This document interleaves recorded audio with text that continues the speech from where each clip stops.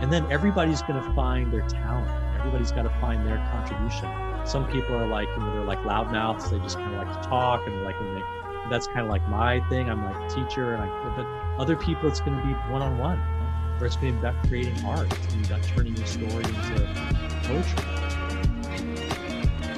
Hey everybody, it's Jason Wright live today on the Oddball Show. How's everybody doing? I'm very excited today. I'm extremely excited. I have a guest on that I truly admire. Someone that I look up to in the mental health community and a lot. It's just someone that I've always really wanted to talk to. So let's just get right into it. So, thanks for joining us today. We have a very special guest and a personal hero of mine on the show tonight, Will Hall. Will Hall is the author of the books Outside Mental Health, Voices and Visions of Madness, and the incredibly thought-provoking and maybe even life-changing Harm Reduction Guide to Coming Off of Psychiatric Drugs. He is the voice of Madness Radio, which you can read many of his interviews of psychiatric survivors in his book, Outside Mental Health, as well as his frequent contributions as a columnist at Mad in America, a driving force behind the Hearing Voices Network, the Mad Pride Movement, Psychiatric Survivors Movement, as well as co-founder of the Freedom Center, an advocate's advocate, and a respected and revered voice in the mental health community, Will Hall.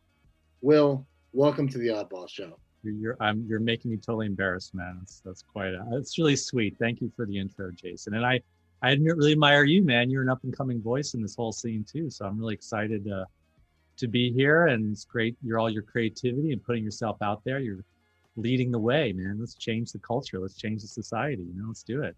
Oh man, wow, that means a lot. I'm gonna have that. I'm gonna go get that on a plaque somewhere. I'm gonna put that like that's like gonna be like that. That picture of the cat on the tree, and it says like, "Keep going, you're doing great." It's gonna say the same thing. It's gonna say Will Hall.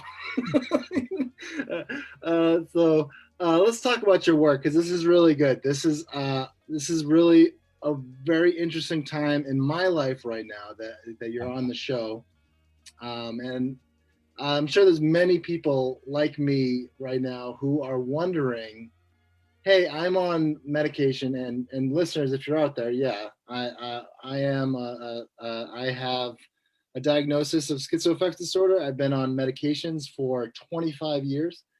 And there was a little background about how I learned to learn of Will Hall. So I was, when you're on psych meds and you just, everything seems to be going wrong. Your waistline's going up. Everything just seems to be going wrong. The side effects start to outweigh the benefits of what the meds are actually doing. I found a book called The Harm Reduction Guide to Coming Off of Psych Meds, and it was written by Will Hall, who I had known from Madness Radio. And Will wrote this book. And Will, can you just explain to the listeners what this harm reduction principle is, and tell them about the book, Harm Reduction Guide to Coming Off of Psych Meds? Yeah, thanks. Well, it really fills a need, because there's a lot of info out there about getting on psych drugs, but there's not a lot of info about coming off psych drugs. And what we saw was because I come out of the movement, a lot of support groups, a lot of activist groups, a lot of advocacy meetings. And what we saw was that there was a lot of judgment. People are being judged because they're on psych meds, or they're being judged because they're not on psych meds. Everybody's kind of telling everybody what to do. And it really is part of the whole stigma and shame and taboo, is that there's so much judgment that people are afraid, and no one can really talk about it openly. So we felt this real need. There was a gap. And the need was for an approach that wasn't about judgment, but that really starts with where people are at. Like, look, it's about you and what your life is about and what your goals are. I can't tell somebody, yeah, you're better off on meds, you're better off meds. Who am I to judge somebody else's life? And there is an approach in the world of drug addiction harm reduction that we borrowed this idea from, because it's basically the same idea. Like, look, I'm not anti-psychotics. I'm not anti-alcohol. I'm not anti-cannabis. They're very different kinds of substances, but I'm not going to be preaching or trying to, tell people that what they should or should not do with their lives. Now, what we can do, however, is give people choices and give people accurate information and give people options, because we know that for alcohol addiction, some people, they can drink and that's part of their life and that's what works for them. And other people, they touch one drink and they go down into a really bad addiction place, and they need to stay away from alcohol completely. But not everybody fits into either one of those boxes. There's some people who are in the middle, some people aren't sure, some people are kind of figuring it out. So a harm reduction approach in alcohol addiction does not say you must stop alcohol. It says, okay, what works for you? Maybe moderating your drinking is what. Maybe you want to stop now, but you change your mind later, or maybe you have a different, or maybe you substitute cannabis, or there's all kinds of different ways that people find their way forward. And that's what we felt is needed around psych drugs. Instead of judging people, we need to say, look, everybody's got their own path for healing. And I'm not going to judge you, but I do want to be here as a supporter with options so that you can find your own way. And if you want to try psychiatric medications, okay, that's one option, but there's all these other options that you may not know about, because harm reduction is really about information, and it's really about giving people access to choices. And then if you do want to reduce your medications, or you do want to try and come off your medications, you should have accurate information and support about how to do that so that you can navigate things yourself. Too many people, like once they get on an antipsychotic, they're just told, okay, that's it. It's for the rest of your life, you've got like schizophrenia, or you've got schizoaffective disorder. That was what I was diagnosed with, same thing as you were diagnosed with. And I was just told, look, the meds, you just got to control these symptoms with meds for the rest of your life. Turns out that isn't true. The reality is that some people do seem to do best long-term medications, but for a lot of people, they get worse long-term medications. A lot of people are actually able to find that they can come off or reduce their medications. We don't know who they are. So instead of judging people, we have to say, okay, look, you got to figure this out for yourself. There's not, in psychiatry and mental health in general, there's not a lot of respect for working with people and listening to them and helping them find their own way, which to me is the essence of what this is about. Like you just said, look, you've been on medications for 20 something years. You've been diagnosed. Now I'm just getting to know about your story. I can't jump in with a bunch of assumptions. I can't tell you, man, hey, Jason, you really should get off these drugs, or hey, Jason, you really got to stay on these drugs if you don't want to go back in the hospital. I don't know your story. So my job, if I want to be a supporter from a harm reduction perspective, is to get to know you and to listen to you and be there and accompany you as you explore and make decisions and make choices that are based on what's right for you, not somebody on the outside acting like they know what's best for you. So that's kind of, I think in a nutshell, what it's about. For me, it's about individual empowerment and finding your own way in relationship to substances, including psychiatric drugs. Well, it's really interesting that you would say that. When I was thinking, and I was going to save this for the second segment, and I still want to continue to talk about this idea, but I had just literally watched on YouTube a video about Artie Lang. And was that sort of his kind of approach to, it seemed like his approach was different than just meting up people, talk to them more about, the talk approach. So I don't know. I was just wondering, could you briefly talk about Artie Lang and how harm reduction has something to sort of to do with that? Mm-hmm. Well, people may have noticed this. It's not a big secret. It's not a surprise, but the society we live in is full on crazy. We live in a totally crazy society. We are literally full speed ahead right over a cliff with ecological Armageddon. And I'm not exaggerating. That's what the scientists say.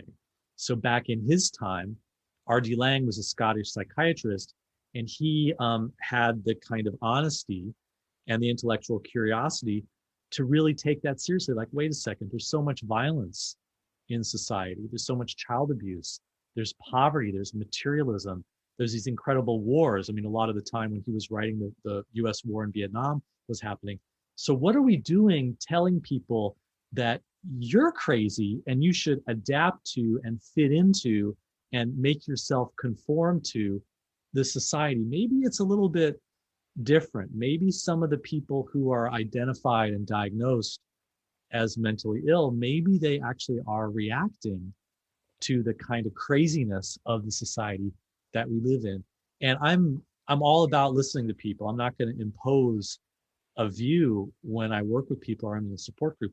But that's what I see over and over and over again. People are, they're kind of waking up from all the trauma and the abuse that they went through. Rape is so common against women. The incest is so common. I mean, men too are trauma survivors. Emotional neglect, people who they may have had privilege, but they never were listened to. They never had their feelings really met by their parents, by the family that they grew up in. And so all that is normal. And people are kind of waking up to, wait a second, what was normal actually was quite crazy. And that I've been told that there's something wrong with me in my family, or I've been told by my boss, like, why are you complaining? You should be happy that you have this $8 an hour job, or why are you complaining about your debts? Why you should work harder in society. There's all these messages from a crazy society that blame us as individuals. And so what I see is that when people start to wake up and they start to understand, they turn that around. They say, wait a second, maybe I'm just having normal reactions to an abnormal society. And that's basically what R.D. Laing saw. He studied families, and he looked at the way in which someone who's diagnosed with schizophrenia actually is often responding to the family situation. And it's not just child abuse in the family. It can be something like a mixed message, like a double bind. Like in my family, for example, I was always told, well, you're so smart, you're so gifted, you have so much talent, you can do anything you want. But at the same time, I was getting this other message, which is that we're not listening to you, we're not paying attention to your feelings. If you have bad feelings, we're just going to shame you for them, and we're going to shut them down. So I grew up in this kind of crazy making family that was giving me these mixed messages that we love you, but at the same time, we're not going to listen to you. And I think I internalized that, and I sort of developed my own madness as a way of escaping that. And when I went into the hospital system, I was basically told, your brain's broken. It's genetic, and we've got this pill that's going to fix the chemistry. It's like you take the car into the mechanic, and the air supply and the carburetor is too high. So, you're running too rich in your fuel, and we got to kind of adjust it. We're just going to give you this pill, and it's going to adjust your brain chemistry. And R.D. Laing had enough integrity that he really looked at, wait a second, what are these medications doing? These are tranquilizers. And I'm not anti-medication. I know people find medications helpful, but we have to be honest about them. They're not fixing the broken machinery of our brain. They're actually substances. There's, Thorazine or Haldol has more in common with alcohol than it does with an antibiotic. I mean, it's a consciousness changing substance. These are tranquilizers. These are sedatives. In fact, some of the antipsychotics are used to sedate and tranquilize animals in veterinary medicine or in wildlife settings or wildlife management settings. So R.D. Laing was the psychiatrist who was willing to grapple with honesty about, look, the society is crazy. Families are often crazy. We have to be honest about these drugs. And now we're drugging these people instead of listening to them and instead of actually helping them understand the crazy environment that they live in. And so Laing really was outspoken about this. He started to challenge the prevailing kind of wisdom of his time. And he said, look, we have to actually realize that when someone is having delusions or they're having hallucinations or they're having like auditory hallucinations or voices or something, actually, if we listen deeply enough and we understand their history and their story and where they come from, especially their family, it can start to make sense. And Laing was very outspoken about this in the 60s and early 70s, when a lot of people were wondering whether the society had gone crazy. You have the threat of nuclear war, you have the US war in Vietnam, you have all the racism that wasn't being dealt with.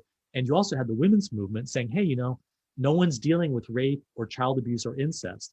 And so he was really part of a voice that was coming forward saying, look, we need to start to question that maybe society is mad, and that we need to grapple with that, not by fixing the individual, but by thinking about social change.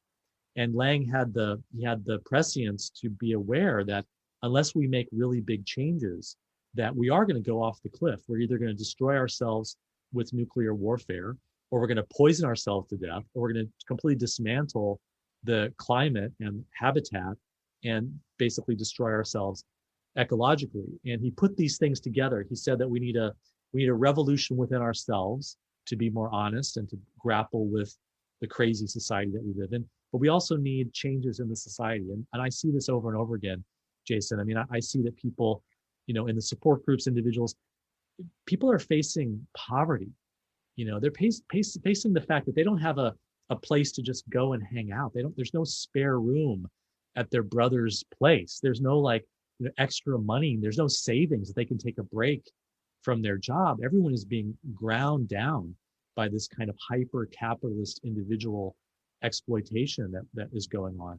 And so to blame yourself in that kind of society, I think is a serious mistake. And we need to start to have conversations and create a discourse and a discussion where we're starting to point to social change that's needed. And I think that's fundamentally what R.D. Laing was about. And he did a lot of really interesting work. He did work later on in his career where he was supporting the women's movement that was validating the experience of childbirth. Because you have to remember, in the 60s and earlier, women were just, if you were giving birth, you were just treated like you were sick. You're like, the doctor has all the control. The doctor makes all the decisions. There were no midwives. There was no decision making about natural childbirth or having a birth at home. And so Laing was critical of the medical establishment around childbirth in exactly the same way that he was critical of the psychiatric establishment, that maybe some of these things are more natural responses, but we've turned them into illnesses, we've turned them into diseases, we've turned them into disorder to kind of fit people into a society where actually we maybe need to turn that around. We need to make society fit into what human needs are and what individual needs are. So Laing has been a big inspiration for me. He's kind of fallen out of favor. He's seen as anti-psychiatry and anti-drugs. He really wasn't. His view was much more nuanced and complex than that. But basically, he believed in creating sanctuaries. And I believe in creating a place for people to go. If you're freaking out, if you're losing your mind, if you need to be safe, if you need to have a place that you can scream and yell and bang on the floor and make crayon drawings and just sort of you should have the space to do that. The psychiatric hospital isn't that place. That's a place where if you raise your voice, they're going to raise your meds. And I got into an argument with a nurse. I was in an isolation room. It was very traumatizing for me to be in an isolation room. They decided I was suicidal, and instead of just sitting with me and talking with me and trying to understand where these feelings came from, they just, we're locking you up. We're going to put you in restraints and put you in a van and then take you to the ER. Well, I tell you that those restraints that they put me in, that was traumatizing. So the mental health system is really crazy. And in some ways it has improved. I'm not going to deny that. But in some ways it's worse than it was in R.D. Laing's time. But he was one of the kind of the earliest, not the earliest, but he was one of the strongest and most popular voices for changing the system. And he had a really lasting effect. He was very influential for the patients movement. A lot of patients, a lot of women in the women's movement really felt validated by him because people knew that there was something wrong in these families. There's an abusive father and mom is really oppressed and no one's talking about their feelings. Everyone's just about performance and, making it in society. And Laing helped articulate that, there is something wrong in society and there is social change that's needed, not just trying to change individuals or fix individual brains. So can I ask you a question? So you talked earlier about, you talked about two experiences and you talked about being in a psych ward versus being in a place where you can go crazy and draw on the walls and scream and shout and everything like that. I would much rather be in a place where I could do that, especially if I was coming off of psych meds. And I feel like in a hospital, I don't know if there's even hospitals that let you do that and go off of psych meds. I know that, and I don't know exactly where it was. It was I think it was in it was probably in Amsterdam. Everything is in Amsterdam. That's happening revolutionary in the world. But it was a hospital that like was like, hey, you're coming off psych meds. This is the place to do it, and we know you're coming off psych meds. This is it. This is it.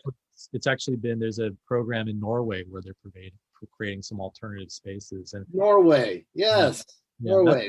There are big changes. The patients movement has been pushing for decades, and we're starting to make some headway. But for me, I mean, I'm an abolitionist. I don't think we should have a mental health system. I don't think we should have mental hospitals. I think it's just antiquated.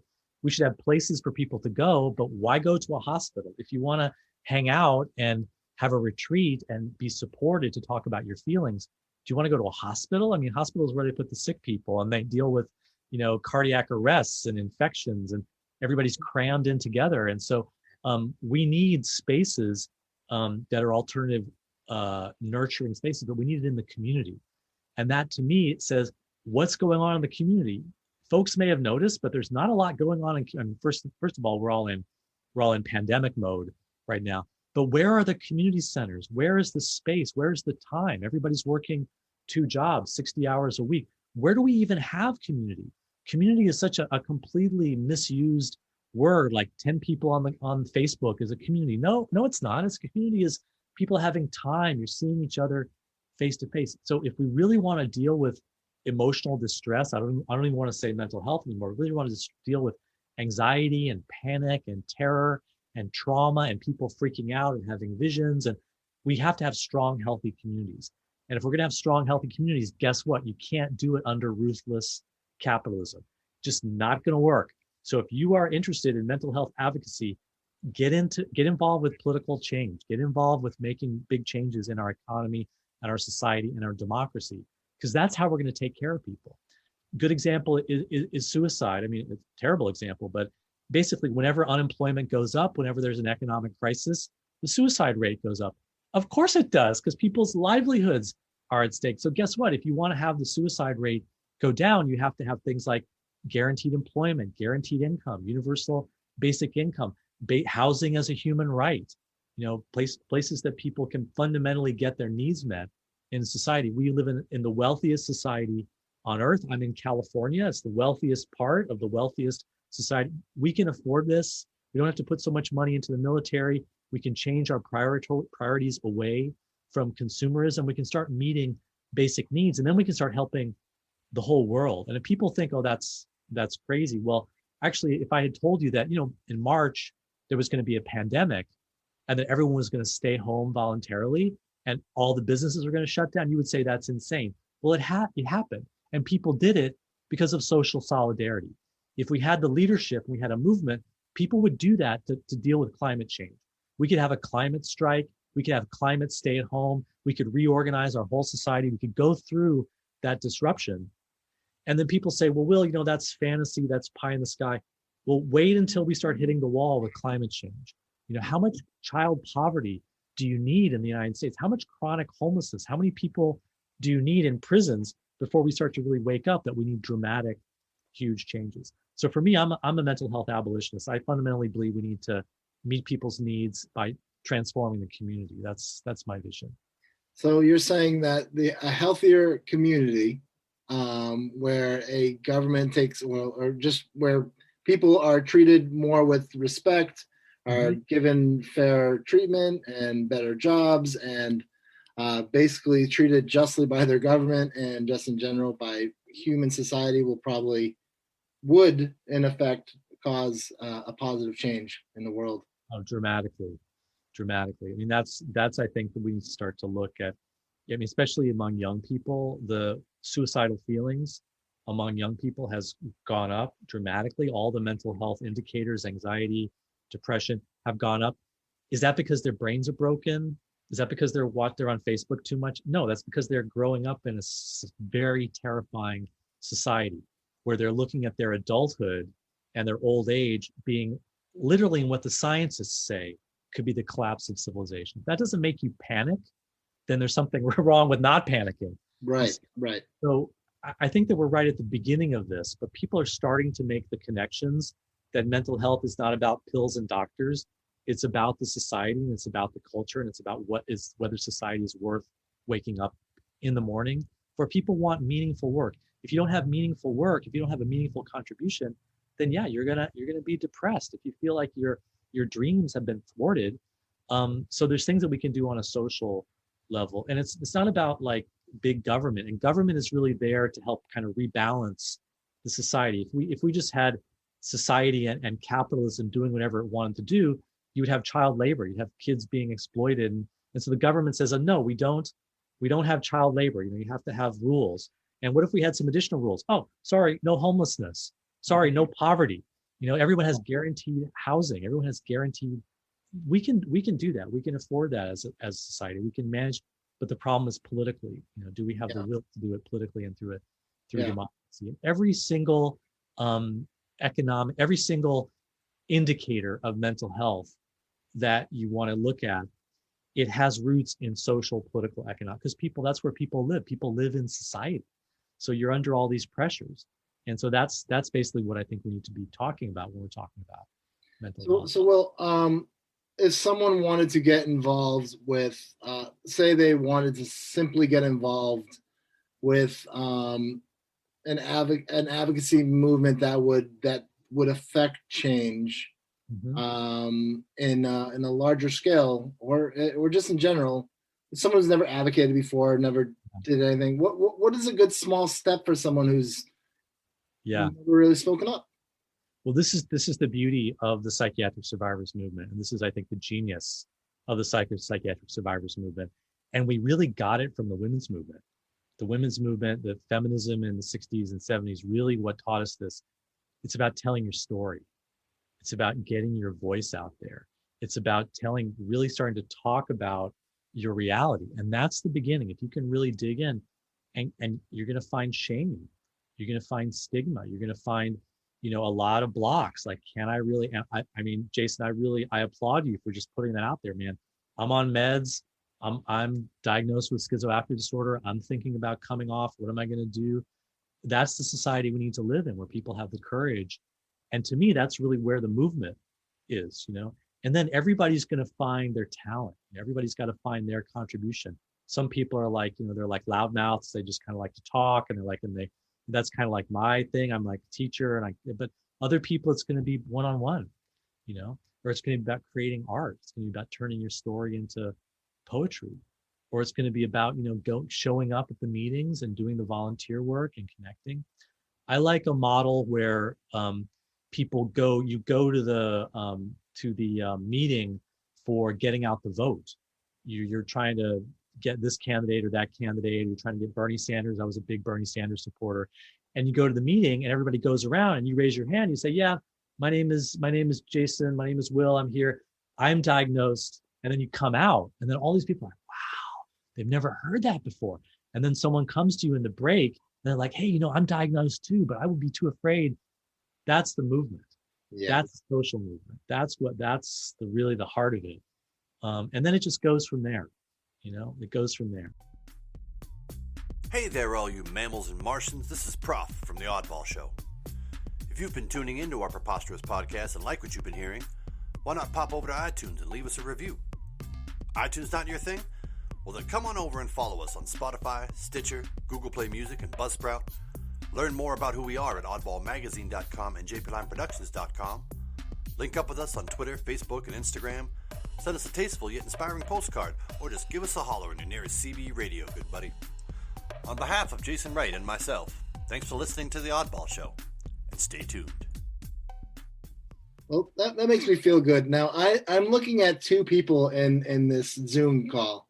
I'm looking at me, who's been on meds for 25 years, who looks like a ghost. I'm like looking at myself like, oh my God. And look at Will, he's all 10 and everything's been off meds for like 15 years.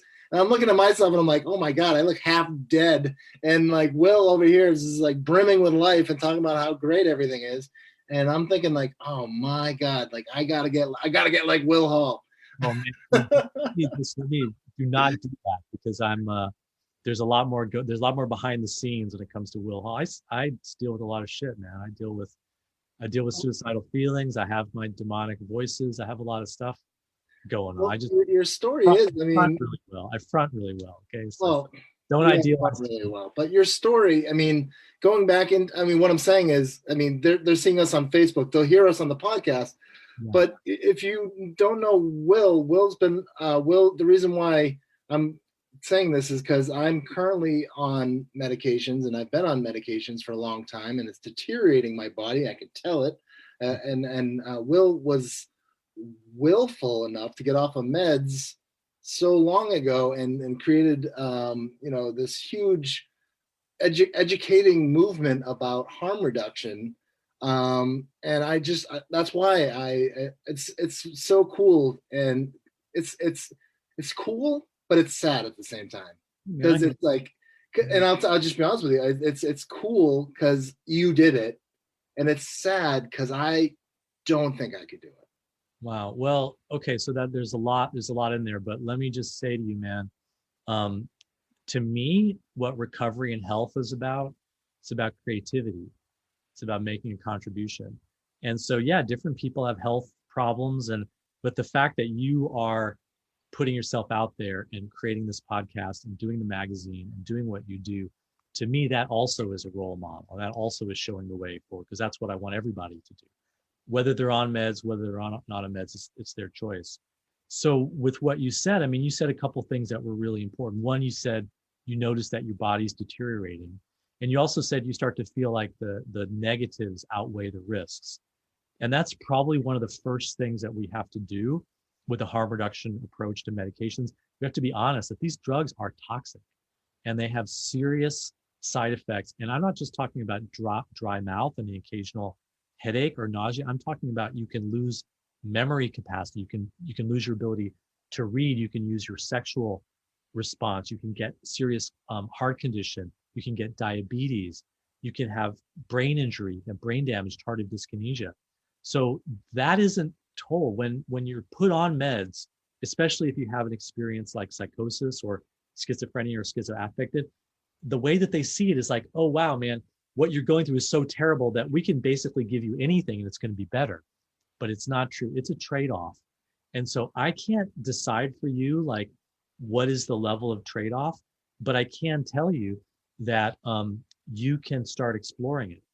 And one of the often things that I'm telling people is, look, if you got a doctor or a psych nurse or a psychiatrist who wants to help you, great, work with them, but don't let that stop you or slow you down. Because a lot of those professionals, it's all about covering themselves and their own fears and their, oh my God, if Jason goes in the hospital, it's going to be on me. And no, you're an adult, you make your own decisions. But a lot of professionals don't take that perspective. So don't let the professionals slow you down or stop you. Many people take initiative themselves. Many people say, look, I got a plan.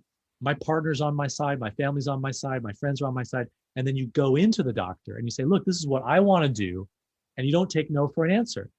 And one of the things that I encourage people to do is really think long and hard about your impulse to just throw the meds away.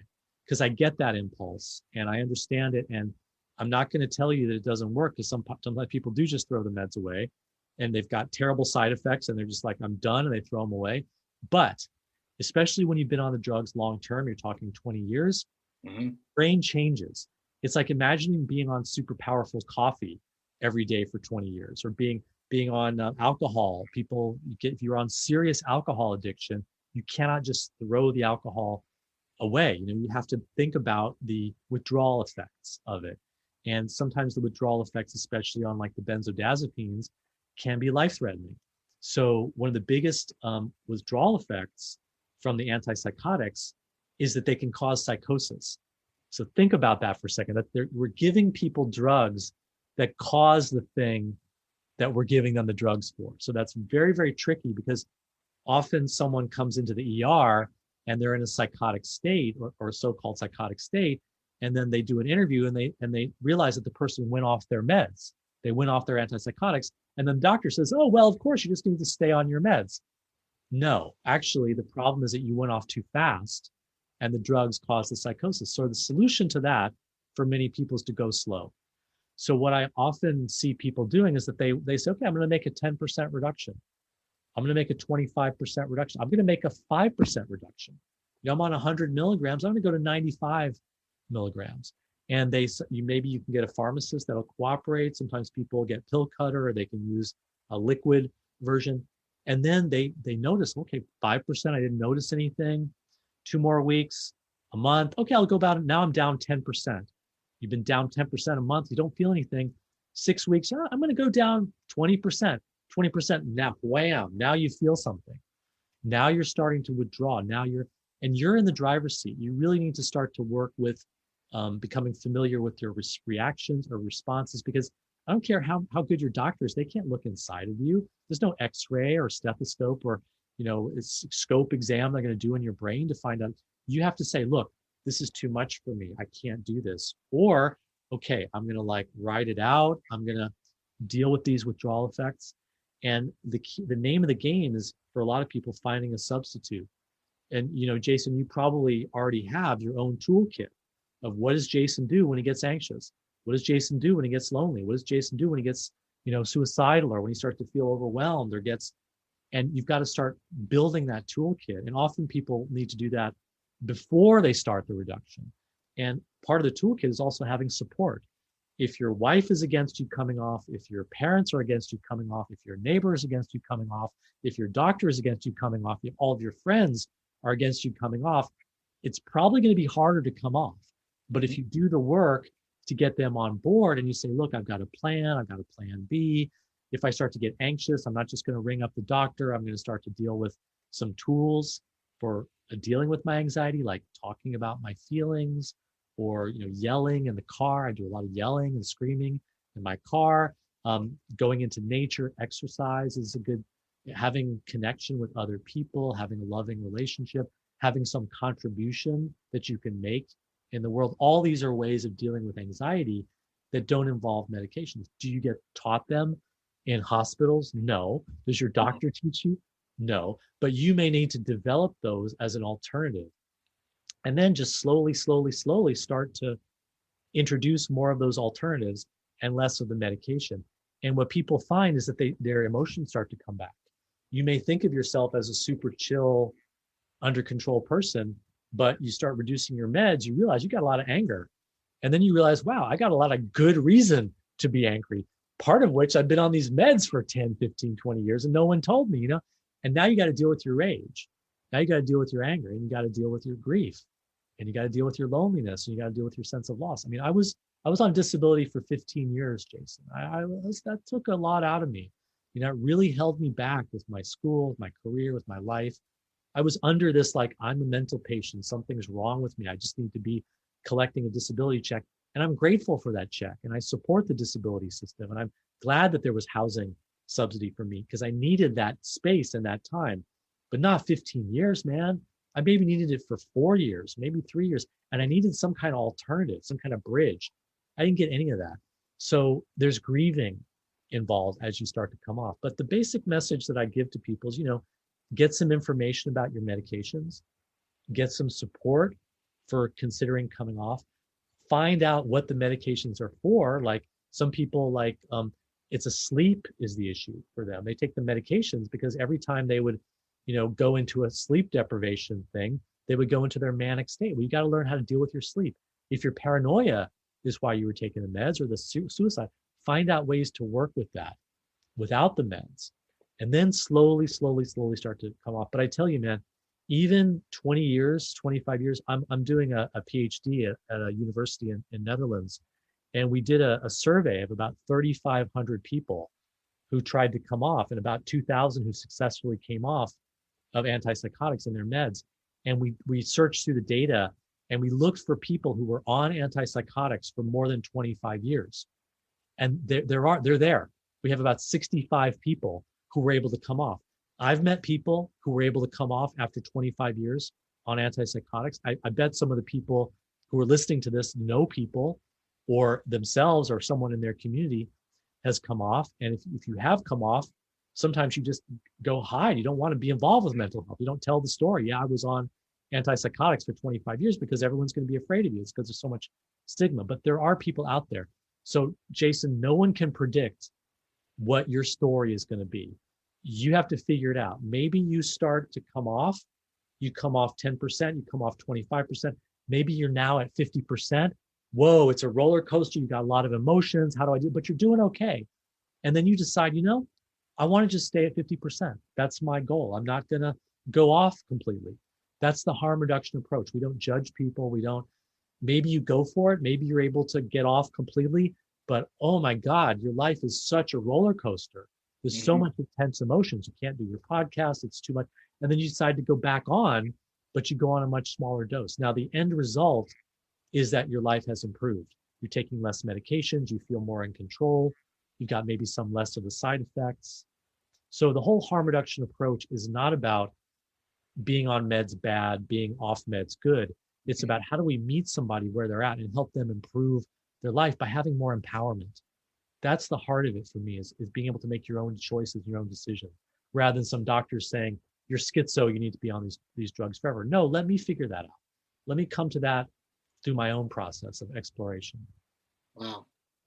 I think it's incredibly thought-provoking to think just in general that I could possibly ever come off. But the thing is, what I was thinking while I was listening was that last sentence you made at the end was meeting someone where they're at, right?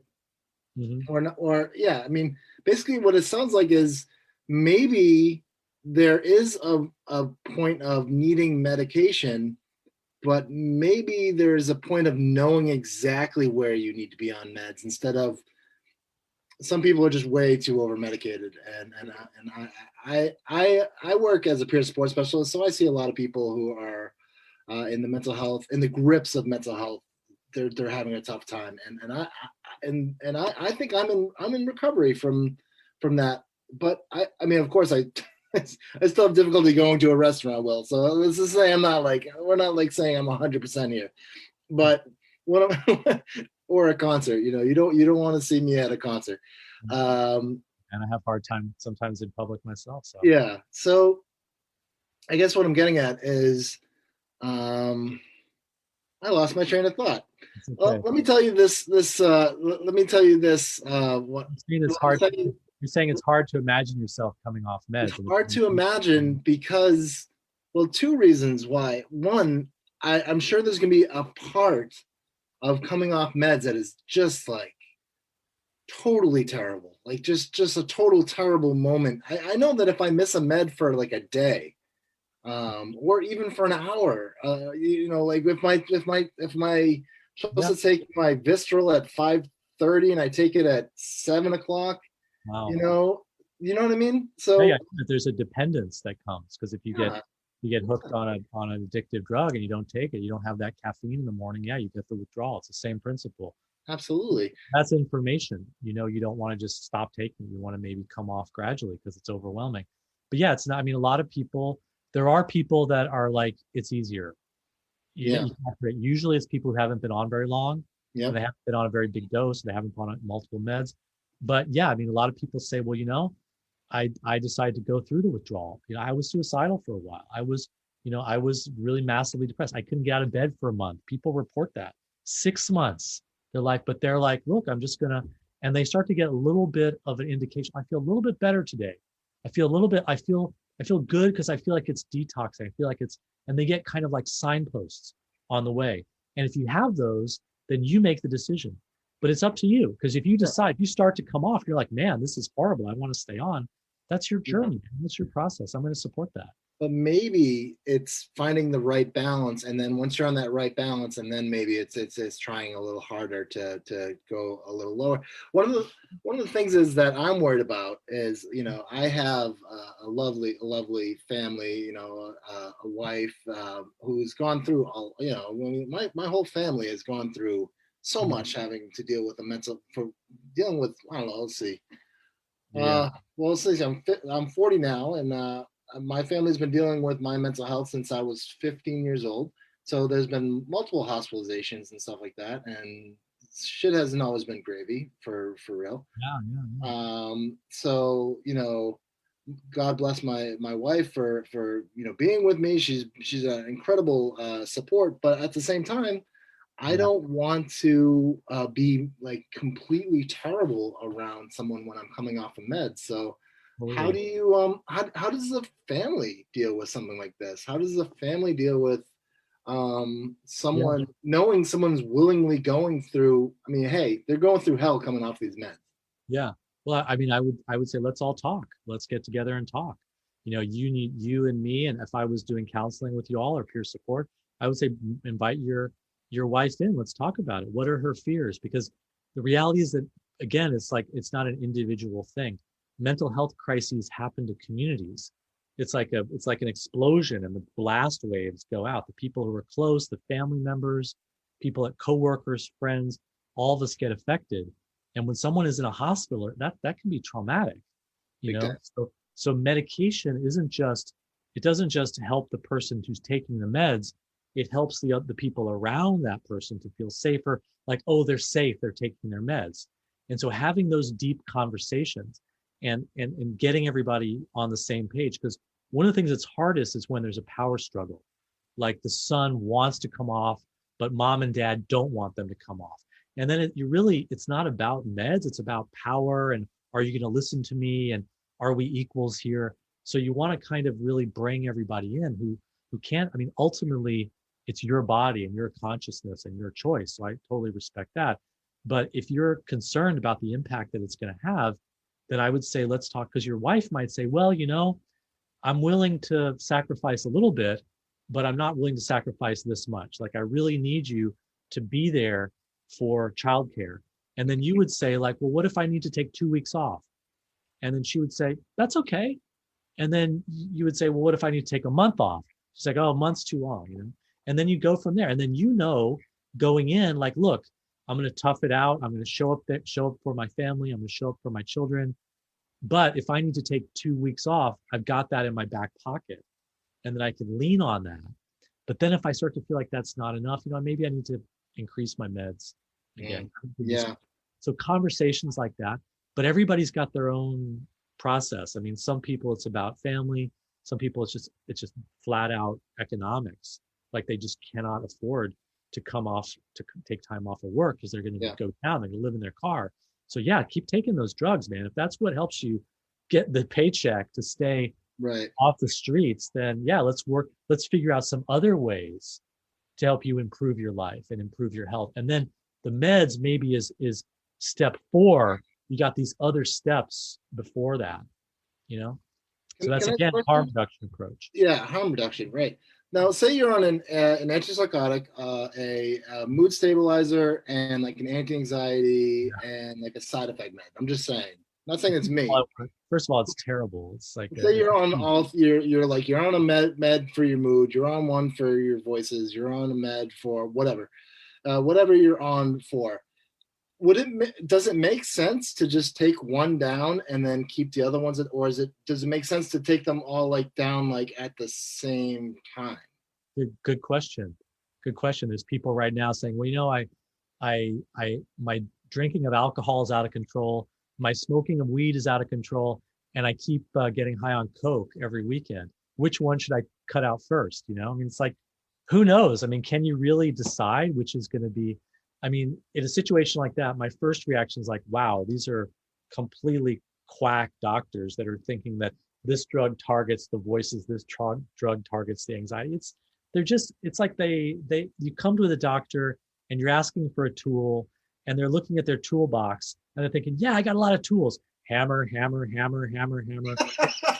They got one thing to hit you with, and that's drugs. They don't have any training with communication. They don't have any training with therapy. They're just going to give you drugs, and they're going to give you with this whole like atmosphere of authority. So that's madness. Now, if someone is on multiple drugs, sometimes I'll say, well, like which drug do you feel like isn't doing anything? And often the person knows, like, oh, I started this drug just because the doctor said. I didn't feel like it helped, and it made me worse because I got this new side effect. Then that's typically the one you might start with. But this is, I mean, the research, and some, because I'm starting to study this in my PhD program, the research also doesn't know. There is no algorithm. There's no like recipe. it's very individual, and so some people, they reduce all their meds proportionally at the same time. Some people, they want to have that anti-anxiety drug as a backup, so they don't want to be messing with that as they reduce their antipsychotic. So everybody has a different story, and there's an idea that a brain is like a combustion engine, that there's just a basic design. No way. The mind is super creative, like crazy creative. I mean, there's an example that I give is that there's this guy, you can look this up. It was a gentleman who came in for some kind of complaint, and he was completely normal. He had a job. He had a normal, by normal standards, right? The job, a wife, he's in society, he's got his family, he's part of society. They did a scan of his brain, an x-ray of his brain. He was missing 90% of his brain tissue. Oh, wow. 90% of the guy's brain is gone, and he's still like functioning normally in society. What does that tell you? It tells you that the human mind is totally creative and brains are totally different. And the idea that one brain is this and it's just the model for everything. So we have incredible diversity in our personalities and our individualities and our way we think. And we're going to have incredible diversity in our responses and our relationship to these drugs and in the way that we come off of them. I mean, I did interview with someone on Madness Radio who was on like 6 drugs and came off of them cold turkey. But that was her. And she was like, she couldn't leave her house for 6 months. That was her choice. That was her strategy. Other people, like, they come off one drug and they come slowly off of these others. And again, it's like what I can do and what we can do as a community is that we can be together. We can help the person not be alone with this process. We can respect them and not judge them and try and stay close and help them make the best decision that they can. That's great. That's great. I feel like now is a good time to take a break. I feel like we've been talking now for a while. I don't remember. I pretty much lost track. Will, this conversation has been so impactful that I just totally lost track of how long we've been talking for. I think we pretty much covered everything about that. The one thing I do want to say before we go into break is just a quick story about how bad psych meds were for me. At one point, actually, is it worth saying this story? I don't know. I guess so. Why not? This might help somebody. So I was on a medication called Vraylar. It was a medication that was brand new. Just I was told that it would work really well. Well, some meds work different for other people. So I started hearing voices. I wasn't being able to sleep. I was seeing visions. I was hearing the voice of my dead nephew, like some serious shit. I went to I was hearing the voices of all sorts of like people, and I thought I was just interacting with people. My energy was all over the place. It was crazy. Mm-hmm. Now, that was the weekend. Now, the next day I go into my work, and I'm a peer support specialist. I go into work and I am looking at my phone, and I'm drinking a coffee. And all of a sudden my brain just breaks. It just breaks. I don't know how to use my phone anymore. I don't know how to zip my jacket. I start crying, and I'm a peer support specialist. I'm a professional, and I start like crying, like, what is wrong with me? Mm-hmm. I end up going into the hospital, and I end up talking like as if I was like a kindergartner or like a first grader, and my brain literally was thinking in non-script sentences like I'm in trouble. Hope my brain work better pretty soon. I hope I get better real well. I wrote 6 poems about it while I was in the psych ward in the emergency room waiting for it. This pill broke brain. If I ever come back, please let know that this pill broke brain. Really scary shit, And then I went in the hospital. And the reason I tell this story is because it might help somebody. It might help someone who's on a medication that doesn't agree with them. Because I know another person's taking it, they're like, oh, it's great, I'm doing great, I'm getting my master's. This one messed with me. So when I was in the hospital, my brain broke, and I just couldn't stop it from thinking, and it was going faster and faster and faster and faster. And I have this thing called that I really have a propensity that people can hear my thoughts when they're out of control. I don't know how it works, but it does. It's called thought broadcasting. I've experienced it a bazillion times in my life. Mm. So the reason I'm saying this is because, if anyone's ever experienced this before, it's freaking terrifying. But the long and the short of it was the worst hospital stay I ever had in my life. Mm. I tried to hurt myself in the hospital, which I never done that before. And I felt so unsafe. And that was not my fault. I was fine before. I took a medication that did that. Right. So that is my story. And we're going to go to break right now. Oh, actually, Will, what do you think of that story? Well, I want to say, repeat that story 10,000, 100,000, 500,000 times. So many people have a similar story of a medication made them worse or plunged them into suicide or threw them into some kind of wild psychotic or spiritual or out of control or overwhelming nightmarish state. And typically they don't get believed. I mean, I believe you because I've seen it. And the solution is to get the person off that drug. Yeah. Not like, I got off of it. I had to get off of it. And unfortunately, I went on to a medication. They're like, this medication is going to make you gain a lot of weight and you should get off it as soon as you get out of the hospital. Thanks. Great, That's what they said. They literally said that. And then I stopped going to that doctor. Yeah. And I mean, it's intoxication. I mean, people have different relationships to drugs. We know everybody has their own relationship to cannabis or alcohol or different drugs. They have different responses, and people have different reactions. They have different relationships. Nothing is wrong with you.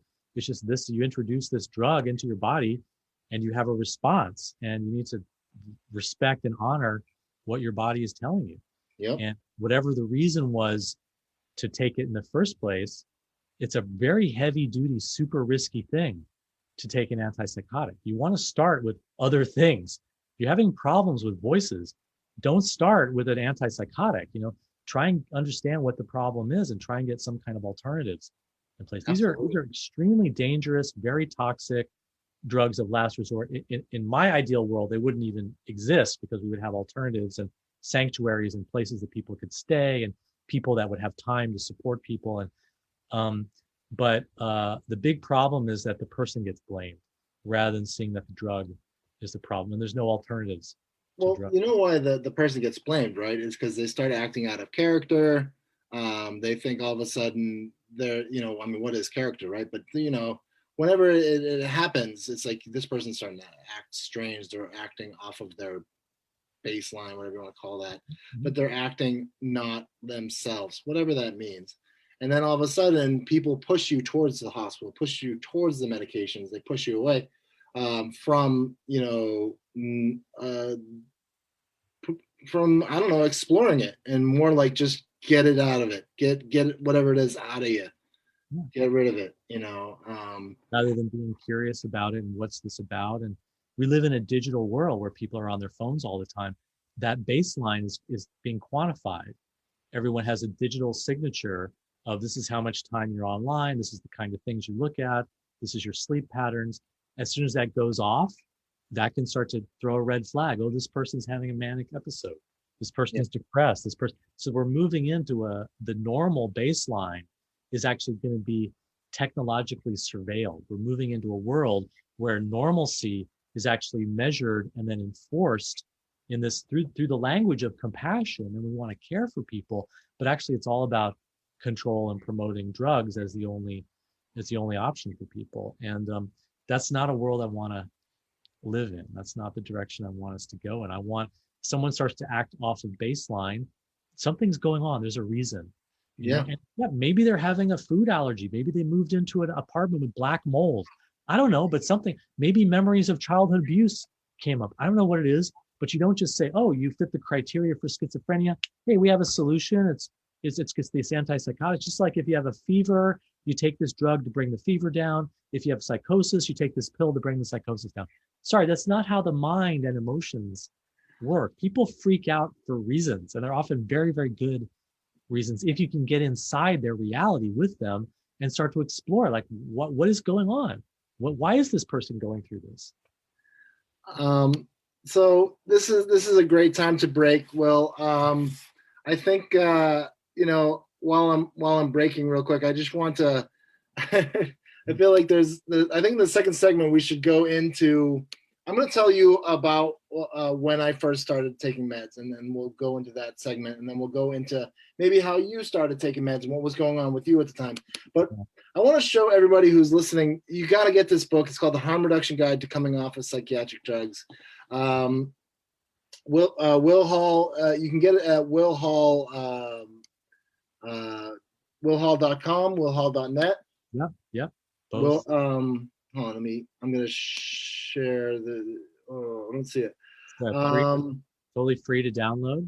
Yeah, it's fully free to download at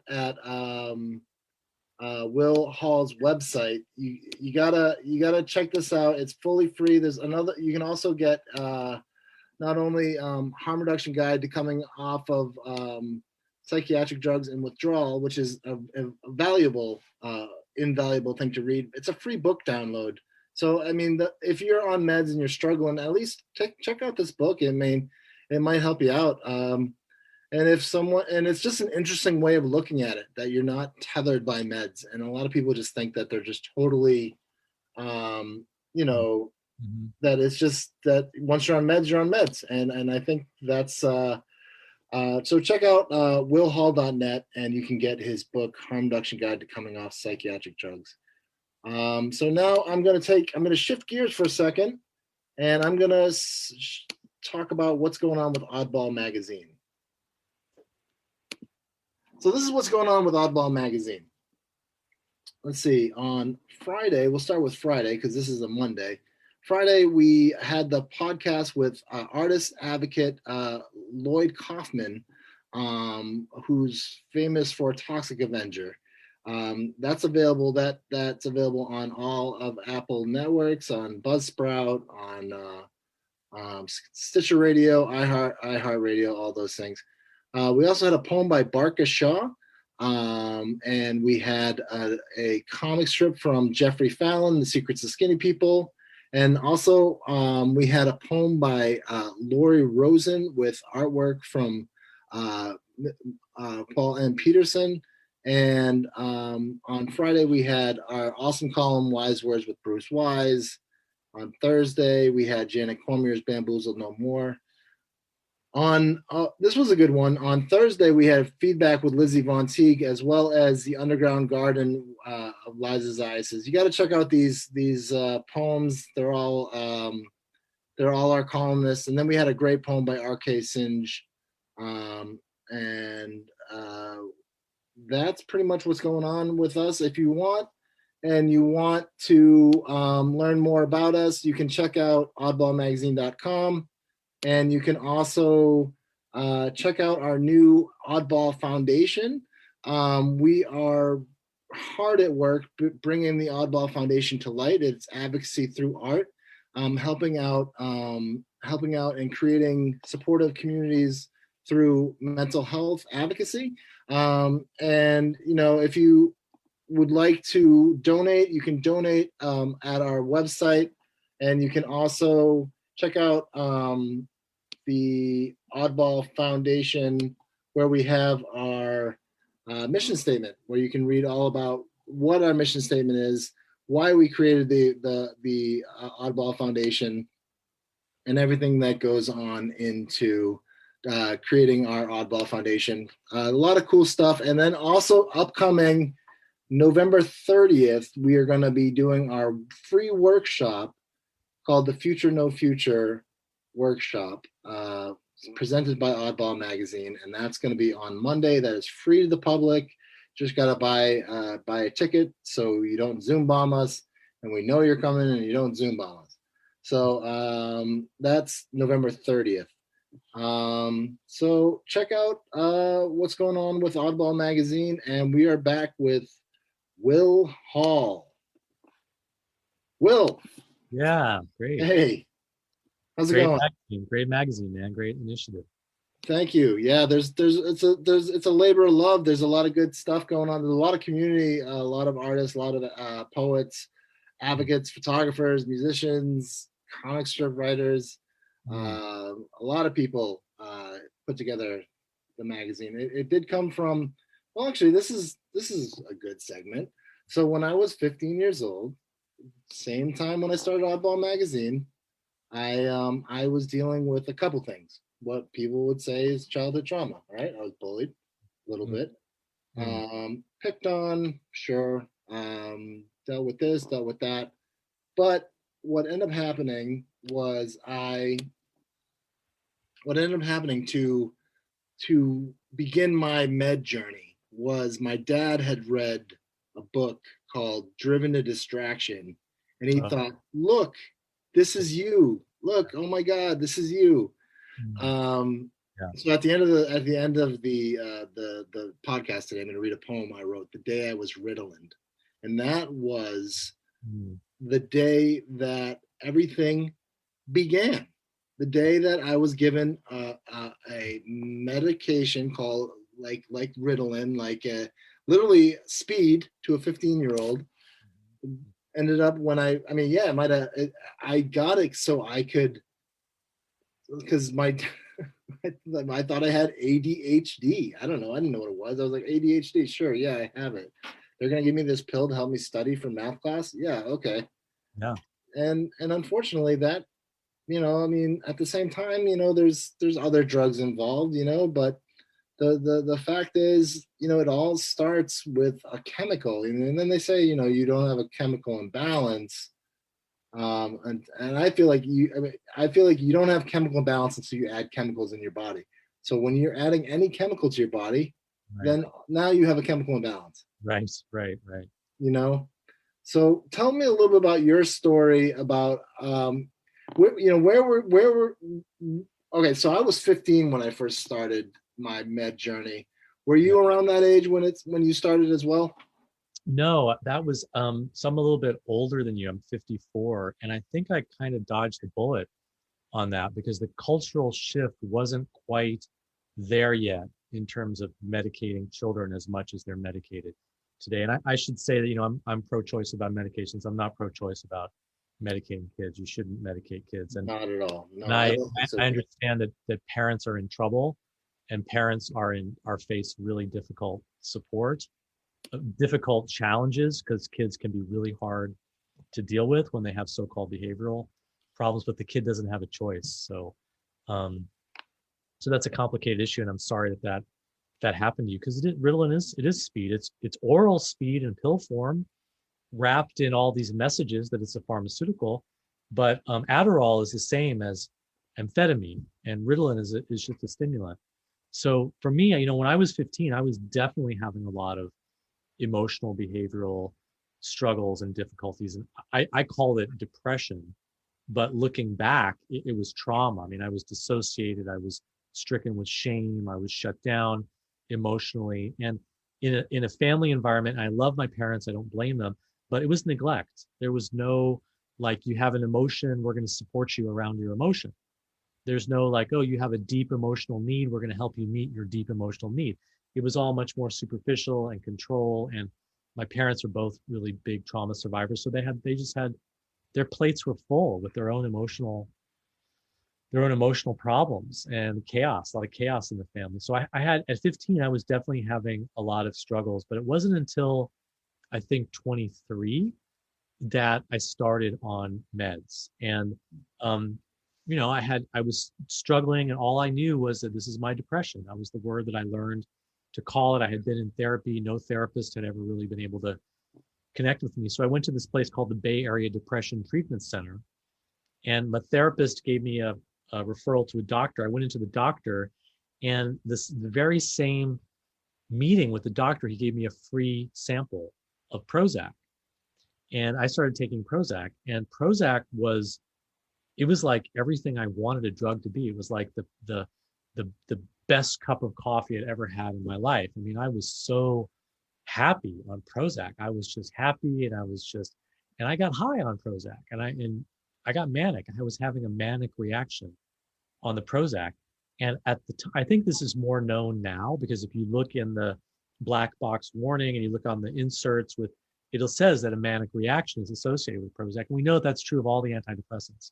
They can cause mania. They can also cause suicidal feelings, but I didn't know at the time. And so I went into outer space, man. I was acting really weird. I lost my big career job, which I was under a lot of pressure. I don't want to put it entirely on the Prozac, but I had this wild delusion that I was just going to like, be fine without a job. And of course, when I left the job, eventually the Prozac started to stop working, which they call Prozac poop out, which is like, actually it's because of drugs. Drug just keeps working forever. Eventually it stops working because it's a drug. So the Prozac stopped working, but now I don't have now I don't have a job. And now I've lost all those professional contacts and I've lost some of my friends. So now I have this whole layer of shame plus poverty. And I just started to spiral down. I mean, that was how I went in. That's how I went into the system, And so I wasn't given any kind of protection. There was no like, hey, take this drug, but watch out. We're going to monitor you carefully.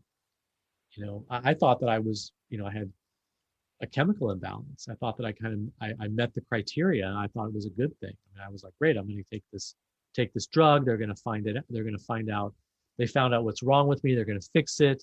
So now I'm just going to be fixed, because no one wants to walk around in life with your broken leg that's not set.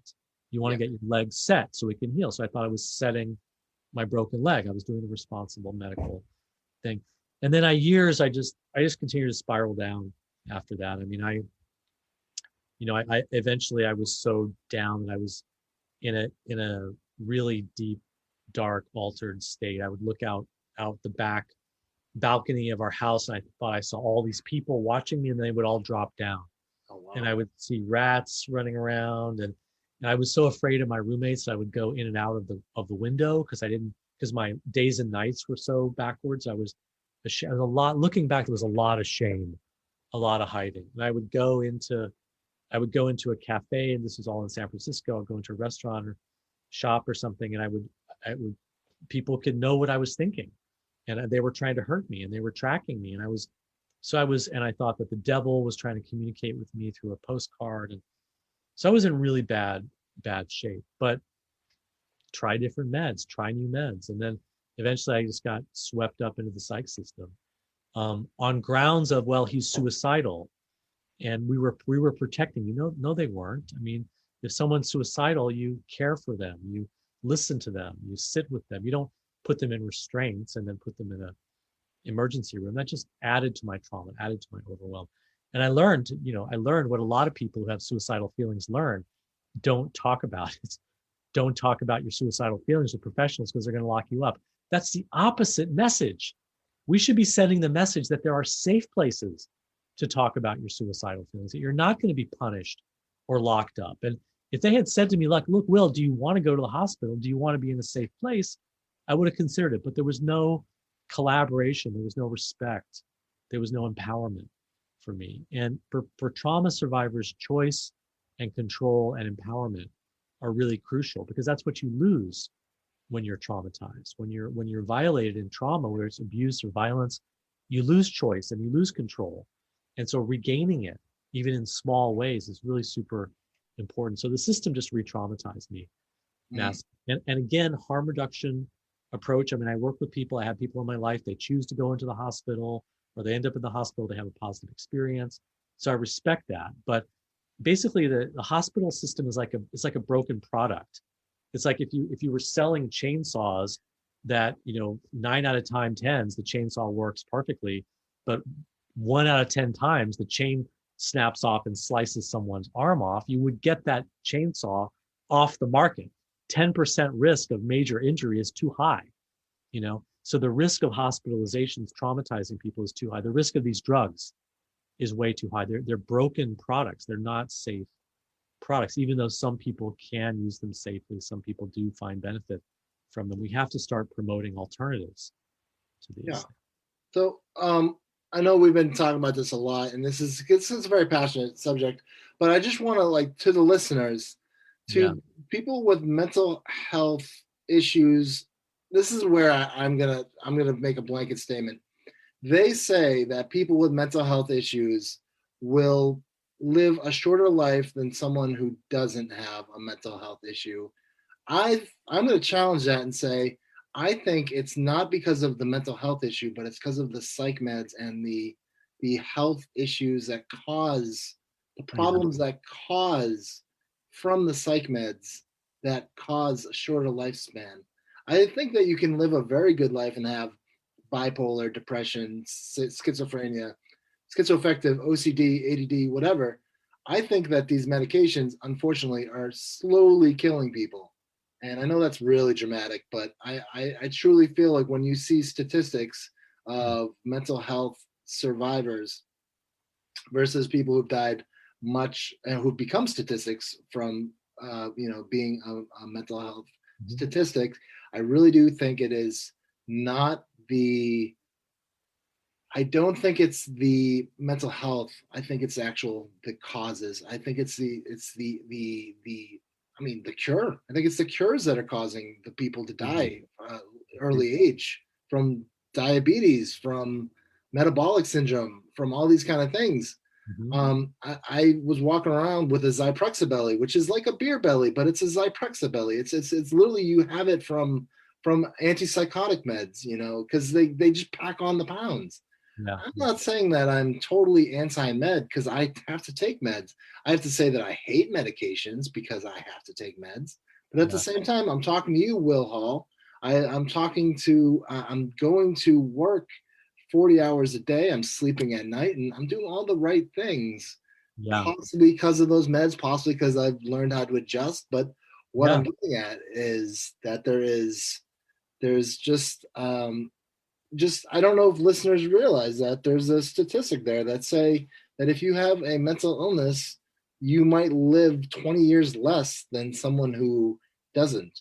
And I think that could be challenged if you figure out how to live a life sans medication.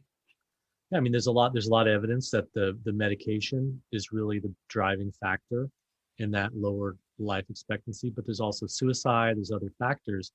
And one of the ways to think about it is like this. So back, it used to be that being gay or being bisexual was considered a disease, a mental disease. And people were literally tortured to death by psychiatrists because they were seen as disease, because they were gay or lesbian or bi. And that was how psychiatry operated up through the 70s, and that changed. But before, psychiatrists, they would interview gay people and they would say, look, gay people have a higher rate of suicide. Gay people have a higher rate of depression. Gay people have a higher rate of anxiety. Gay people have a higher rate of addiction. So clearly, obviously, being gay is a mental illness, right? But now we know that actually it wasn't being gay, it wasn't being different that was causing all those emotional distress. We know it was homophobia. It's the society's reaction. So what I see is that a lot of people who get these labels of bipolar or schizophrenia or even depression or OCD or whatever, there's the experience. But then wrapped around the experience is the social reaction to it. People are afraid of the experience. They stigmatize the experience. They run away from the experience. People get isolated. People get driven into a corner. And just like homophobia drove that emotional distress, it wasn't being different. That was the reason why people are more suicidal or more prone to addiction. That's nothing to do with being gay, like nothing to do with being gay. It's the society's reaction. So all these things that we're talking about, let's say someone has a so-called bipolar mania, right? Now, what I could tell somebody is like, look, you could be a shaman, you could be an artist, you could be just a very creative person, and you're also very finely tuned. If you're a very finely tuned violin, and if you are delicately tuned, you're going to produce incredible sounds. But if you're not, it's going to be screechy and it's going to be horrible. So you got to learn how to tune. And the way you're going to learn how to tune is by dealing with your sleep issues. Now, someone like that might not have any problem at all because they can just live with their creative difference. They're different. Someone who hears voices, another good example. People who hear voices, they think, oh my God, the voices is I'm mentally ill, I'm schizophrenic, I've got to get rid of the voices. Well, maybe hearing a voice is part of your creativity. Maybe it's part of your spirituality. Do you know that most people who hear voices don't have any problem? People don't even know that. They think that auditory hallucinations is a sign of schizophrenia. The vast majority of people who hear voices of someone who is deceased, or they hear they're a writer, or creative, or a poet who hears voices, or they hear voice as there's part of their spiritual practice. They hear the voice of God, or they hear the voice of someone when they're. And so if we tell people you're schizophrenic, you're ill, we need to, keep you medicated and keep a watch on you. It's going to terrify the person. If we tell the person, hey, you're different. Gay people are different. Not everybody's gay. Not everybody hears voices. You're different. Not everybody is susceptible to going into wild manic states when you don't get sleep. You're different. And it's okay to be different. It's okay to be different. You're not crazy because you're different. You're just different. And welcome to the mystery of being human. You're not crazy. You're different. You're more sensitive. You're more interested in this. You're more focused. I mean, I can remember the days that autistic people, oh my God, you're autistic. No, you're a monster. Now autism we have a big cultural shift around so-called autism. First of all, it's a spectrum. It's incredibly diverse.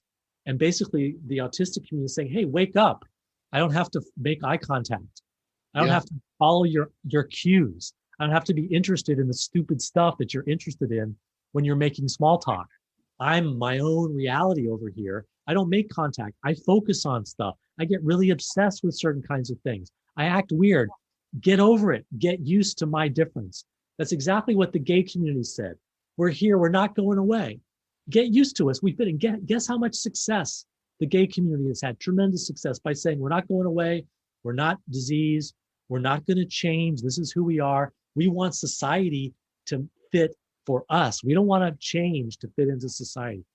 That's what we need to do with all these things that get called madness, mental health. And I'm talking about the painful ones. I'm talking about suicidal feelings. I'm talking about scary voices. I'm talking about people who get really, really withdrawn. Well, we need to respect that and say that this person is different. They need support. They need to be welcomed into the human community and given the kinds of support that they need, rather than seen as a monster and pushed out.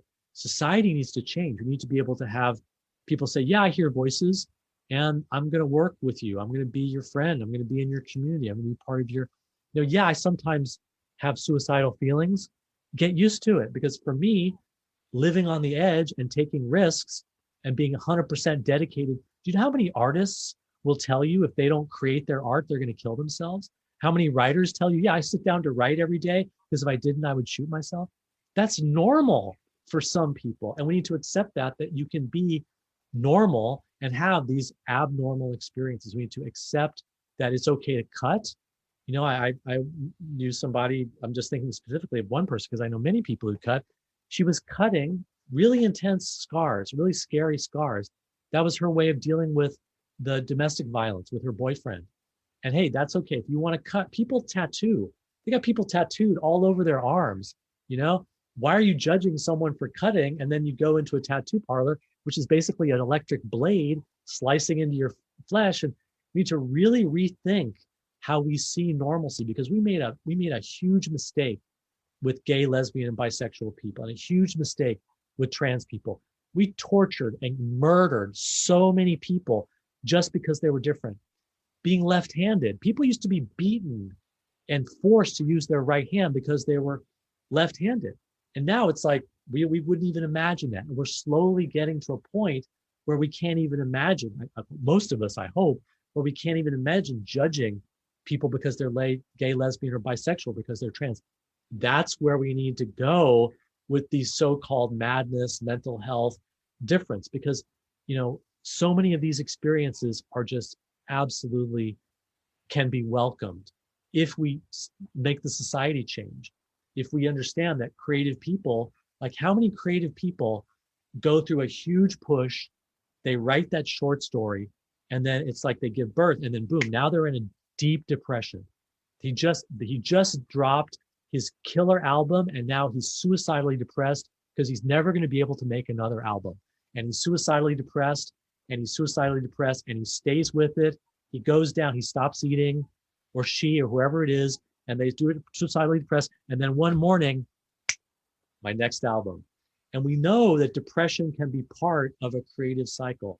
We know if we just accept it as normal for some people and we welcome it, it can be part of that normal. Not everybody goes through that creative cycle. Some people do. But guess what? I cannot, and I've asked people, can you think of any mental health symptom that couldn't also just be normal and accepted and welcomed as part of human diversity. I haven't found one. So really what I think we're doing is we're doing exactly what we did to gay and lesbian and bisexual people. We said, you're different. We're afraid of you. We don't understand you. So we're going to make you change, and we're going to tell you you're sick. And if you don't like it, we're going to torture you and kill you. That's basically what we're doing on a mass scale. And we've got the whole psychiatric industry and the whole mental health industry backing it up. But guess what? Science can be wrong. Back in the days when we tortured lesbian and queer people, lesbian, gay, and queer people, science said, oh yeah, no, this is the right thing to do. They're really sick, and you're doing a really good job, and you're doing a service. Well, every kind of oppression always has science to back it up. Back in the days when women were denied the right to vote, I mean, a lot of people don't even remember this because, I mean, it was before our time, but it was real. I mean, women were not given the right to vote. Oh, sorry, they're too emotional. They menstruate. They get, how can you make rational decisions about your politicians when you have all these emotional, you're too busy childcare. You're too busy with child rearing. You're with the children. You need to kind of be with the children. You're not like, all these rationalizations for why women were not allowed to vote were backed up by the scientists, the medical doctors, the scientists. They were right there with this bogus BS pseudoscience. That's exactly what's happening with voice hearing right now. That's exactly what's happening with suicidal feelings. It's exactly what's happening with depression. It's exactly what's happening with thought broadcasting. It's exactly what's happening with talking to the ancestors and mediumship, with cutting, with all these different experiences that are considered weird and abnormal and oddball and madness and mental illness. They're just seen as, we got to control them. We got to medicate them.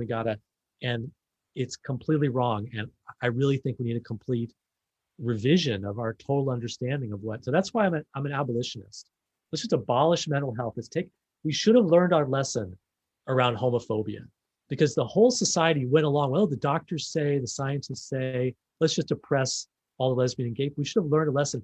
That's what we're doing with you right now. You go to an emergency room and you say, yeah, I feel suicidal. I have a voice that's telling me to kill myself. First of all, they're going to not let you leave. Mm-hmm. And second of all, they're going to push you and force you, and sometimes literally tie you down and inject you with a drug that is not fixing the biology of voice hearing, but it's just numbing you out. It's just sedating you. It's giving you a reaction that makes you worse. And a lot of people who are on those meds, they say, yeah, I still hear the voices. I just don't care because I'm so sedated. So this is a crime. This is a complete wrong direction with science. And the scary thing is that more and more people are buying into it in the United States, and it's spreading worldwide in the name of modernizing our mental health system, the name of providing good treatments, all out of compassion. Well, guess what? All those people who were locked up in psych hospitals and said, now, these feelings that you have for another man, we really need to get those fixed. That was done out of compassion too. That some of the worst kinds of evil in society are done in the name of good. I mean, think about colonialism. Think about the Spanish Inquisition. Think about the Crusades. Think about the massacre and genocide against indigenous people. It was all done in the name of spreading the gospel and spreading enlightened civilization. So, harm reduction view,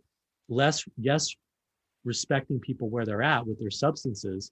If you want to continue on your meds, man, God bless you. You're creative. You're living your life. Do whatever you want to do. I totally respect it. But let's be honest. Whatever it is that you went through, Jason, you were never crazy. You were just different. That's how I see it. And it's really hard to deal with difference, and maybe medicating it was the best thing that you had. That 15-year-old kid, I don't think he needed Ritalin. I really don't. I think you needed something else. You were different. Something was going on. But at 15, I bet you were the canary in the coal mine for your family. I bet your family was pretty messed up. I bet there were problems in your family this is just my assumption. This is my guess, because this is what I see with 15-year-olds. I bet there was something in your family. And instead of saying, hey, let's get around the kitchen table and start talking, they're like, oh, well, let's fix Jason with some pills. Yeah. That's pretty much it. Well,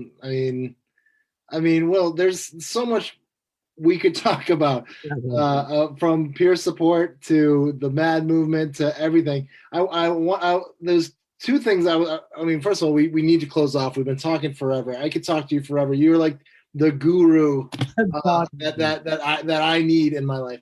But honestly, two things I want to say. All right, you can go out and say it. The movie Beautiful Mind, okay? The way that they portrayed voices and stuff in that movie was bullshit, and it was sensationalized, and I hated it. Yeah, I hated that movie too. They lied about medication. You know that John Nash, the mathematician John Nash, who was in Beautiful Mind, played by Russell Crowe, he was actually recovered because he wasn't on meds. And then they rewrote, that's in his biography, they rewrote the story to make it into an antipsychotic advertisement. That is criminal level propaganda. That's the kind of, that's the kind of stuff that they would do in the 20s to try to sort of like explain away why some Black people were intelligent or some women were actually, leaders in the community. They would twist the facts to kind of fit their stereotypes. And that movie is considered that's considered an educational film about schizophrenia. What total BS. What total bullshit. That's lifted up by the pharmaceutical industry as a compassionate, because I mean, look, it is more compassionate than like just killing people or, tying them up in the cellar. I mean, there's definitely worse things that you can do than medical treatments. But look, that I'm glad you mentioned that film because it's a symptom of, and people are scared to think like big picture, but we've got to think big picture. We've got to think that if the society is totally wrong and everybody's going along with it, you don't say, well, maybe society's not that wrong after all. I better just go along. No, if you live in a society where slavery is legal, the society is totally wrong. Even if you and your 10 Quaker friends are the only ones protesting slavery. We live in a society where the mental health system needs to be abolished because it's based on completely quack science and total misunderstanding and just propaganda about pills. That's the society we're living in. We need to face that and then respond honestly from that and then move forward from where we are. But until we face that, I think it's we're just going to keep the whole machine going. People are just going to keep hurting and they're not going to get the help that they need. All right. Well, thank you for entertaining my Beautiful Mind thing because it was just bothering me because it's just I'm glad you said that. Oh, I hate that movie. There's a PBS documentary film that actually is much better. So if you're interested in John Nash and I mean, if you've ever read the book, it's a biography. It's like about math and stuff. It's not about that movie. That movie, I mean, loosely based on that movie should be loosely based on his life because first of all, the book was really, really dry and statistic driven and like about math the whole time. There was not like Russian spies and him jumping in a car and that's just God, I hated that movie. Well, apparently about John Nash's story, one of the things that helped him was I forget it was at MIT that he was. It was MIT. It was MIT. Yeah. One of the things that helped him is that the community tolerated that weird math guy. He could go around and act weird and they accepted him. That's the message from the John Nash story, is that it wasn't the meds, it was having the community where you can be weird and then you can just be in your room for 6 days without eating or sleeping and then come out the other side with the whole transformation in the paradigm of how we think about math theory. I mean, that's what we need to be learning is tolerance for So like even though he came up with game theory, which is amazing, and it was like after like 50 years of whatever, like him kind of suffering in this world, there is the part where people started to accept him for his quirkiness, for his hanging around the library and all that kind of stuff, and then all of a sudden I mean, whatever, we're talking about the movie, but I'm just saying that like we need stuff like we need people like Will Hall in the world. We need peer support. Stuff like we need people to kind of we need people like you in the world. Yeah, no, but we need people who get it about mental health. And I'm a proponent of. I work within this system, and I am in, but not of the system as I've been, taught to be. But this is the first time I've ever heard of actually saying like this system is just fucking off. Like the whole thing is off, like from treatment to everything. But I mean, of course, it's a radical view to think that in a perfect world, you know, mental health would just be like not even not even be a thing. Like it was just like not, you know what I mean? Except when you realize that the mental health system is very young. It's only really been around for, I mean, community mental health is only since the 60s. But then if we talk about the asylum system and psychiatry, we're only talking like 150 years. So the vast majority of human experience, they never needed this kind of like technocratic pharmaceutical industry, control industry. And I mean, I think that you pointed out something really important. You said, I work in the system, but I'm not of the system. And so there are people who are getting jobs in mental health. I mean, I work as a counselor, I'm a therapist, but we have to be change agents. We have to transform it from where we are. So people don't just come to me and say, hey, Will, I'm hearing voices. Can you help me? You know, I say, hey, actually, I don't think you need a therapist. You need a hearing voices group.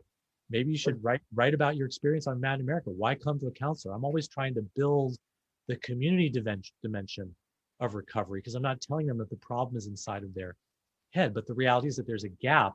We don't have the transformed society. So we need like peer specialists. We need peer supporters that they can find you and then they can meet you and they can find that we need some counselors who have a different perspective. We need sanctuary places. We need alternative programs like Soteria, Vermont. We need like places like Inner Fire in Vermont. We need initiatives like Open Dialogue. But these are really transitional spaces, and the people in those spaces should not be just promoting them as the solution. Peer support isn't the solution. Individual counseling isn't the solution. These are ways that we transition towards the society. And the only way we're going to get there is if we talk about it. So yeah, people can say, oh, Will Hall, he's radical, he's a visionary, but yeah, because the only way we make change, the whole society, everything you see around you that's human made started in people's minds. People had images and visions of what they could create. And that's what we need to do. We need to start talking about what we want to create in the place of this. That's one of the reasons I love the Bernie Sanders campaign. It's because the guy is like, yeah, I'm a democratic socialist. Let's talk about it. This is what I think. Housing, everyone should have it. Job, everyone should have it.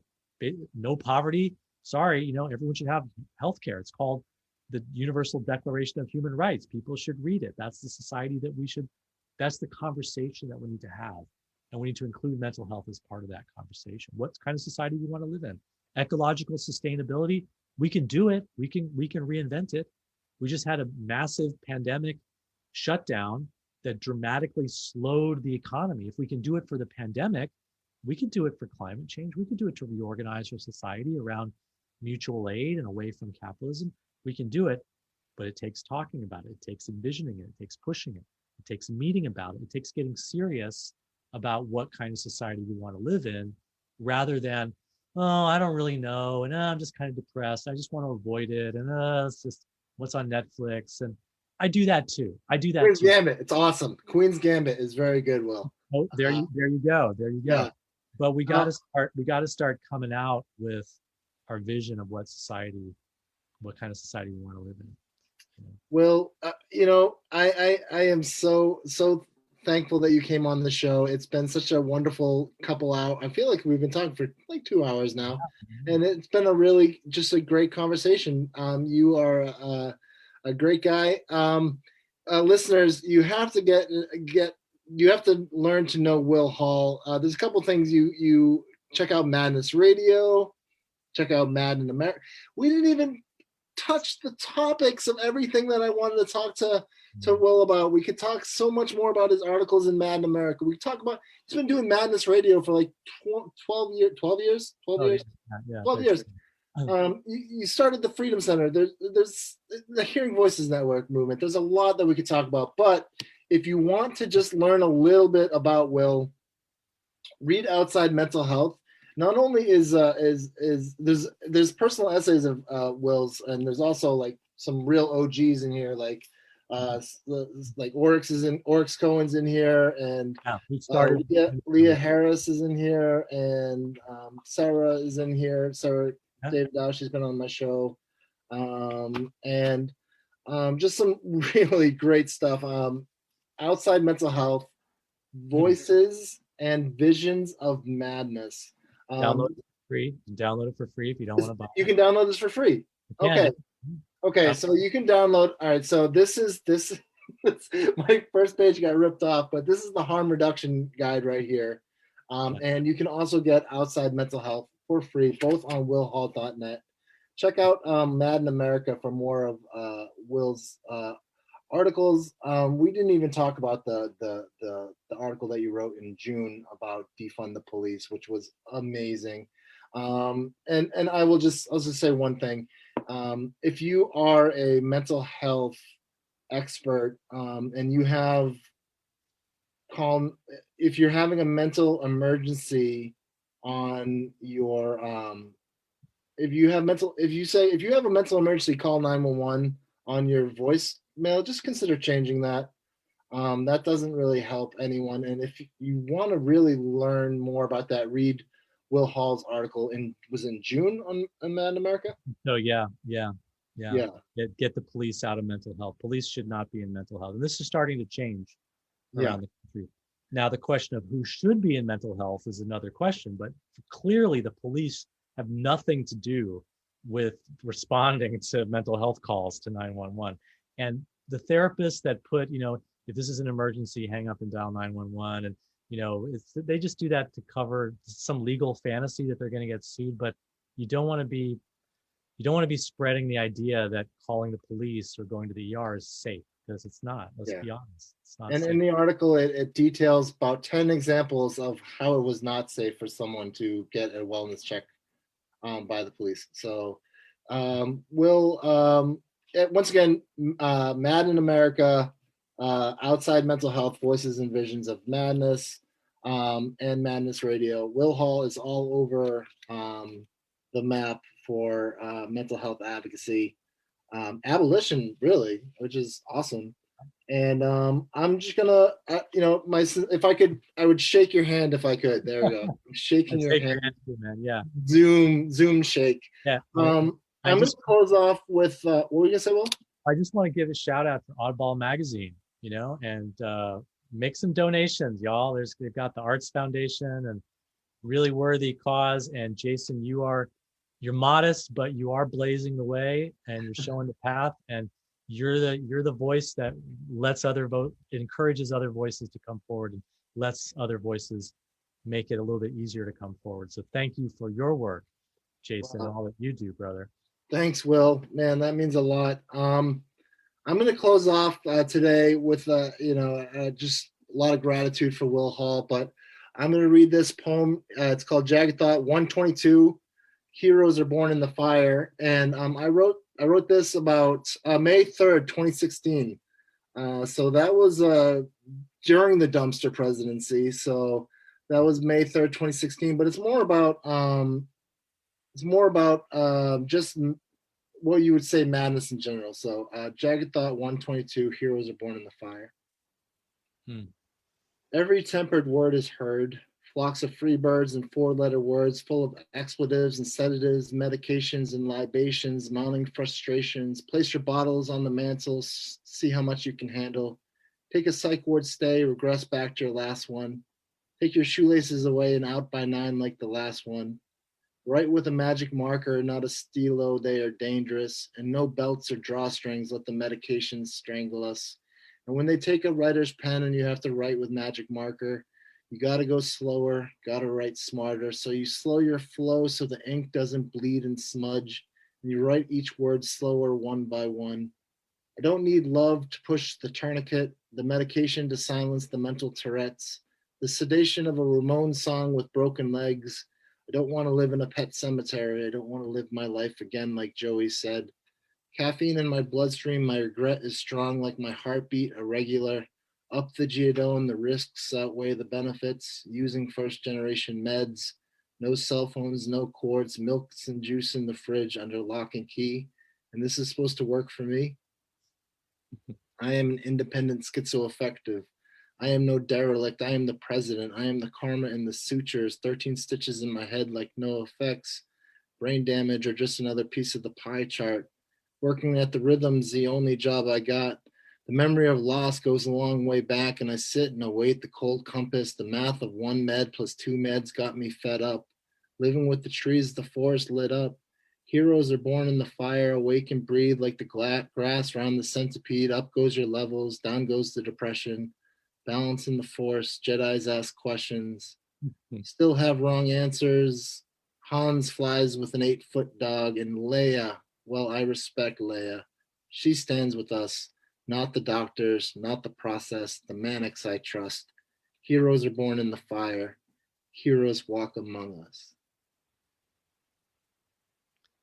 That was Jagged Thought 122, Heroes Are Born in the Fire. And that's why I wrote it. I wrote it because of Carrie Fisher. That's why.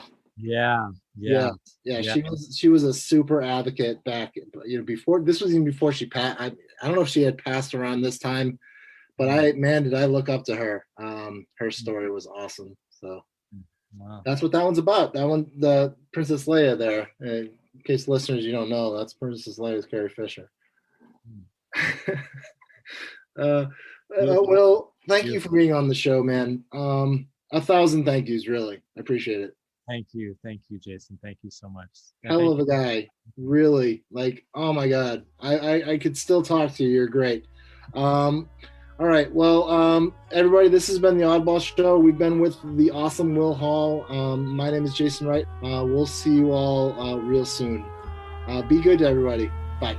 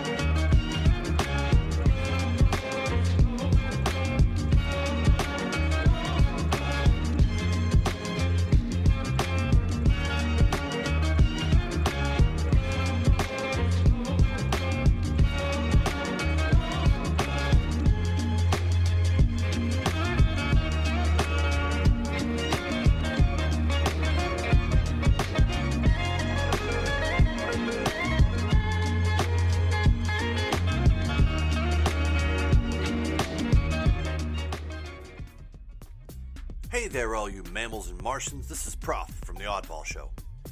If you've been tuning into our preposterous podcast and like what you've been hearing, why not pop over to iTunes and leave us a review?